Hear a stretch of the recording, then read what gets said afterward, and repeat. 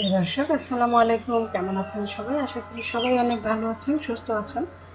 আমিও আল্লাহর রহমতে অনেক ভালো আছি, সুস্থও আছি। তো আজকে আমার ভিডিওটি যারা যেখান থেকে দেখছেন সবাইকে আন্তরিক শুভেচ্ছা। আমি মলি মুনসেফ ফ্রম মুনসেফ কিচেন। আর আমার আজকের রেসিপি হচ্ছে ফুলকপির সিঙ্গারা। সবাই সিঙ্গারা খেয়েছেন, আলু দিয়ে খেয়েছেন, আলু বাদাম কলিজে। ফুলকপির সিঙ্গারা জানি না কারা কারা খেয়েছেন। তো আজকে আমি ফুলকপির সিঙ্গারাটাই বানিয়ে দেখাবো। দিয়ে দিচ্ছি কড়াইতে তেল, একটা তেজপাতা, এখানে হাফ চা চামচ মেথি এবং হাফ চা চামচ জিরা একসাথেই দিয়ে দিলাম ফোড়নটা। আর এই ফোড়নটা বেশিক্ষণ রাখবো না, তার আগে পেঁয়াজটা দিয়ে দিব যাতে পুড়ে না যায়। মেথিটা পুড়ে গেলে তিতা লাগবে। আবার একটু আদা রসুন দেবো, যেহেতু আমি একটু ফুলকপি দেবো, আর ফুলকপির সাথে একটু আদা রসুন না দিলে ভালো লাগে না। একটু কষিয়ে নেব,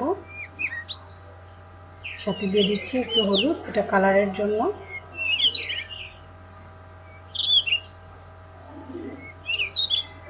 সিঙ্গারাটা খেতে অনেক মজা। লবণটা আপনার যে যার মতো দিবেন, চেখে দিবেন। লবণ বেশি হয়ে গেলে কিন্তু পুরো খাবারটাই নষ্ট হয়ে যায়। এবার দিয়ে দিলাম আলু কুচি। এবার এই আলুগুলোকে আমি আগেই বয়েল করে নিয়েছি আর কিউব কিউব করে কেটে নিয়েছি। সিঙ্গারা আলুটা সাধারণত এরকম কিউব করেই কাটা থাকে, তাই আমিও কিউব করেই কেটে নিয়েছি। তেজপাতাটা উঠে ফেলে দিলাম, কারণ তেজপাতার কাজ যখন ভুনা ভুনা হয়ে যায় তখন আর তেজপাতা লাগে না। এবার দিয়ে দিলাম আমি ফুলকপি। এই ফুলকপিগুলোকে আমি ছোট্ট ছোট্ট করে কেটে নিয়েছি আর একটা ভাপ দিয়ে নিয়েছি। এখন আমি এটাকে একটু ভালো মতো কড়া আছে উল্টে পাল্টে ভেজে নিব। একটু আমার হালকা একটু পানি ছাড়বে, সেই পানিটাকে শুকানো পর্যন্ত আমরা এটাকে কুক করব। এবার আমি যেটা করবো, এবার আমি ময়দাটা নিয়ে নেব। এখানে আমি 150 গ্রাম ময়দা নিয়েছি। আমার এই কাপটার মাপ হচ্ছে 150 গ্রাম। একটা ময়দা নেওয়ার চেষ্টা করবেন, তাহলে ভালো হবে। এবার দিয়ে দিলাম লবণ, এটাও পরিমাণ মতো দিবেন যে যেমনটা খান। আর আমি এখানে কালো জিরা দিয়ে দিলাম হাফ চা চামচ। সবগুলো উপকরণ একসাথে মিশিয়ে নিব।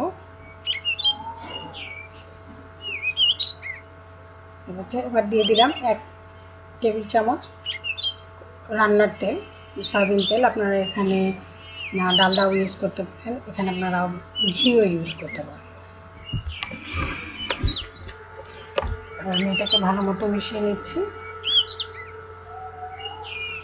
দিয়ে দিলাম সুষুম গরম পানি, ঠিক যতটুকু লাগবে আপনি ততটুকুই দিবেন। একটা খুব বেশি শক্ত ডো হবে না, আবার একদম নরম ডো হবে না।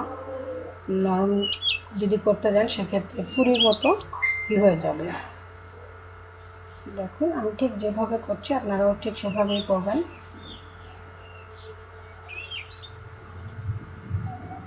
এখন আমি এটাকে রেস্টে রেখে দিব 10 থেকে 15 মিনিটের জন্য। আর এই ফাঁকে আমি যেটা করব, আমার যে সিঙ্গারার যে পুরটা নিয়েছিলাম সেই পুরটা অলরেডি ঠান্ডা হয়ে গেছে। এখন আমি পুরটার সাথে মেশাবো কাঁচামরিচ, পেঁয়াজ, কাঁচামরিচ, ধনিয়া পাতা মিশিয়ে দেবো। আমি একটা পেঁয়াজ এখানে কুচি করে নিয়েছি, আপনারা চাইলে গ্রেট করেও নিতে পারেন। আমি এখানে 4টা কাঁচামরিচ কুচি কুচি করে কেটে নিয়েছি। ধনিয়া পাতা 1 কাপেরও কম হবে ধনিয়া পাতা। এখানে আপনারা 5 ফোড়নও ব্যবহার করতে পারেন, যেহেতু আমি ধনিয়া পাতা দিচ্ছি এই জন্য আর 5 ফোড়নটা দিইনি। ফুলকপির সাথে 5 ফোড়নের ফ্লেভারটা আমার কাছে বেশি ভালো লাগে না, আমি ধনিয়া পাতা দিয়ে প্রেফার করি, এই জন্য দিলাম। এবার আমার 10 মিনিট হয়ে গেছে। এরকম আমার যে ডোটা কতখানি হয়েছে দেখলেই বুঝতে পারছেন যে ডোটা কীরকম হতে হবে। এখন আমি আরেকটু মথে নিলাম, এতে করে ডো পারফেক্ট একটা ডো রেডি হবে। যখন দেওয়ার সাথে সাথে কেটে যাচ্ছে, কিন্তু ভেতরে এটা যেটা এটা ফাইবারটা বোঝা যাচ্ছে।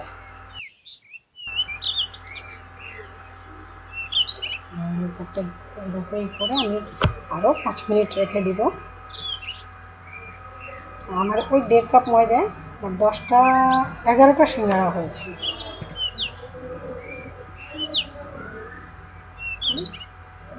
এবার একটু লম্বা লম্বা করে বেলে নিব। আর এই রুটিটা বেশি একটা পাতলা করতে যাব না, দেখতে পাচ্ছেন কতটা পাতলা হয়েছে। আমার রুটিটা খুব বেশি পাতলাও হয়নি, আবার বেশি মোটাও হয়নি।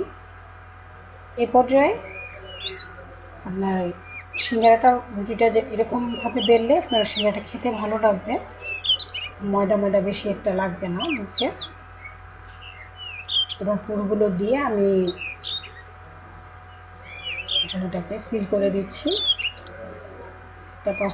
সিল করে দিচ্ছি। আমি যেহেতু দোকানের মতো করে বানাচ্ছি এজন্য এভাবে করেছি। আপনারা আপনাদের এই শেপটা দিতে না পারলে আপনারা 3 কোনা করেও নিতে পারেন। দেখুন কত সুন্দর হয়েছে। এবং আমার সিঙ্গারাগুলো বানানো হয়ে গেল। এবার ভেজে নেব। তেলটা মোটামুটি গরম করে নিয়েছি, দেখতে পাচ্ছেন তেলটা কীরকম গরম হতে হবে। এই গরমেই আমার সিঙ্গারাগুলো আমি ভেজে নেব। দেখুন, যে যেরকম খেতে পছন্দ করেন, সিঙ্গারাটা ডিপ ফ্রাইও ভালো লাগে, আবার হালকা ব্রাউন ওটাও ভালো লাগে। এই অবস্থায় করে নামিয়ে নিলাম। সবগুলো সিঙ্গারা আমি ভেজে একটা ঝাঁঝরির মধ্যে রেখে দিচ্ছি যাতে তেলটা চলে যায়।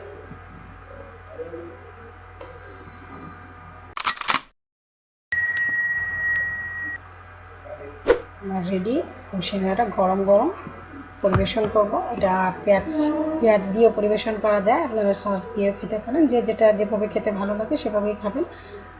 আজকে এ পর্যন্তই। আমার ভিডিওটা ভালো লাগলে অবশ্যই একটা লাইক কমেন্ট করবেন।